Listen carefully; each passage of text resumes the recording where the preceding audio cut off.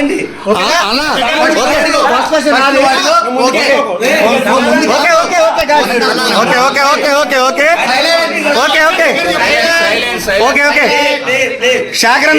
శేఖర్ అన్న మీడియా తరపున మేమైతే ఫస్ట్ క్వశ్చన్ ఒకటి అడగాలనుకుంటున్నాం. మీకంటే చాలా డమ్మీగా గేమ్ ఆడేవాళ్ళు, మేము వాళ్ళ పేర్లు మీరు చెప్పాలనుకోవట్లేదు. కానీ మీరు చాలా జెన్యున్ గా మాక్సిమం మీరు లాస్ట్ ఫైనల్ కంటెస్టెంట్ కూడా మీరు రావాలనుకున్నారని చెప్పేసి మేము ఎక్స్పెక్ట్ చేస్తున్నాము. కానీ ఏంటంటే మీరు సడన్ గా సెకండ్ వీకే మీరు ఎలిమినేట్ అవ్వడం అనేది మేము ఎక్స్పెక్ట్ చేయలేకపోయాము. దీనికి రీజన్ మేమైతే ఆడియన్స్ అంతా సోనియా ఆకుల అండి నిఖిల్ పృథ్వీ అనే గేమ్ అయితే అనుకుంటున్నాం. ఇంకో క్వశ్చన్ ఏంటంటే ఇప్పుడు మన బిగ్ బాస్ మొత్తం స్క్రిప్టెడ్ అనుకుంటున్నాం. అవునన్నా అలా బిగ్ బాస్ అంతా స్క్రిప్టెడ్ అనుకుంటున్నాం. నిన్న మనకి బయట ఎలిమినేట్ అయిన బేబా కూడా.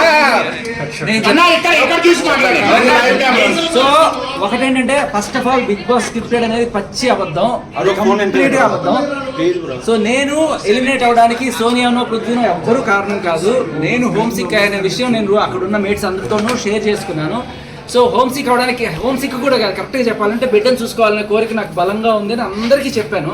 వాళ్ళందరూ కూడా కొంత సింపతి చూపించి సో ఏదో రకంగా వీడిని పంపిద్దాం అంటే నువ్వు ఎలిమినేట్ అయినా పర్లేదా అనే డిసిషన్ వచ్చినప్పుడు సరే ఏదైనా పర్లేదు నాకు బిడ్డను చూడడం ఇంపార్టెంట్ అన్నట్టుగా నేను కొంతమందితో చెప్పడం జరిగింది.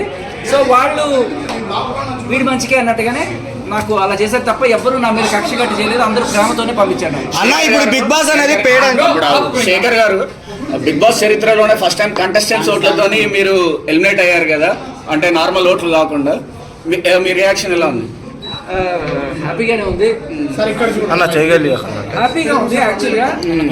సో అందరూ కూడా ఒక డిసిషన్ మీదకి వచ్చి సరే వీడికి 2-3 రోజుల నుంచి డల్గా ఉన్నాడు, ఆడలేకపోతున్నాడు, బిడ్డను చూద్దామనే కోరిక వీడికి బలంగా ఉంది. సో పంపించడమే కరెక్ట్ అని వాళ్ళందరూ కూడా ప్రేమతో చేసిన ఎలిమినేషన్ ఇది మనం వాళ్ళు ఏదో కుట్ర పని చేసిన ఎలిమినేషన్. వీళ్ళందరూ నిజంగా ప్రేమతో చేసిన ఎలిమినేషన్. ఎవరిని మీరు తప్పు పట్టండి.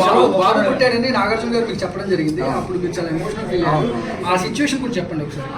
నేను గత 2 రోజుల నుంచి ఎప్పుడు అసలు మాకు అక్కడ టైం తెలియదు, డేట్ తెలియదు. నేను ఇవాళ డేట్ ఎంత లెక్కేసుకుంటూ ఇవాళ రేపా ఈ 2 రోజులు ఎప్పుడు ఉండొచ్చు, తనకి ఎట్లా ఉంది, సేఫ్గా ఉందా లేదా అదే టెన్షను. సో ఏమీ ఇన్ఫర్మేషన్ రావట్లేదు. నేను అప్పుడప్పుడు కొంతమంది అక్కడ కెమెరాలు కూడా అడిగేవాడిని, ఏమైనా ఇన్ఫర్మేషన్ ఉంటే చెప్పండి అన్నట్టుగా. ఏమీ వచ్చేది కాదు. సో అట్లీస్ట్ నాగార్జున గారు ఒక్కళ్ళే మాకు కమ్యూనికేషన్, ఆయన వస్తే ఆయన ఏమన్నా అడుగుదామని చెప్పి ఆయన అడిగినప్పుడు ఆయన ఒక్కసారి ఆ మాట చెప్పగానే నాకు గత 2 రోజులుగా ఉన్న టెన్షన్, పిచ్చి పిచ్చి కళలన్నీ వస్తుండే.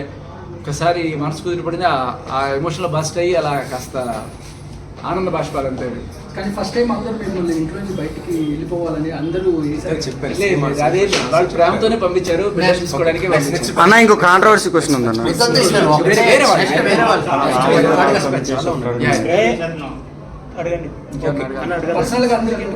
అన్న అన్న మీకు బిగ్ బాస్ లో అన్న వాల్యుబుల్ క్వశ్చన్ అన్న. సరే వేరే వాళ్ళు మీ ఒపీనియన్ టాప్ 5 లో ఎవరు ఉంటారు అంటున్నారు? టాప్ 5 లో ఎవరు ఉంటారో నేను అంచనా చేయగానే సీత గెలిస్తే బాగుండు అనుకుంటున్నాను. అంటే మన తెలుగు అమ్మాయి సీత ఒక్కతే మీకు దండేసిందనా మెడలో? అలా అని కాదు, సీత అంటే మన తెలుగు అమ్మాయి, మన హైదరాబాద్ అమ్మాయి అండ్ చిన్న అమ్మాయి, ఒక మంచి స్పిరిట్ తో. 8 సీజన్ లో ఒక ఉమెన్ కంటెస్టెంట్ కూడా గెలవలేదు కదా టైటిల్, అది కూడా కోరుకుంటున్నారు. అన్న ఇంకో విషయం, ఇప్పుడు Kannada contestants versus Telugu contestant Bigg Boss నడుస్తుంది. సో అది నిజమా లేకపోతే ఆడియన్స్ అనుకునేది అబద్ధమా అనేది ఒకసారి మీ మాటలో చెప్పండి అన్న.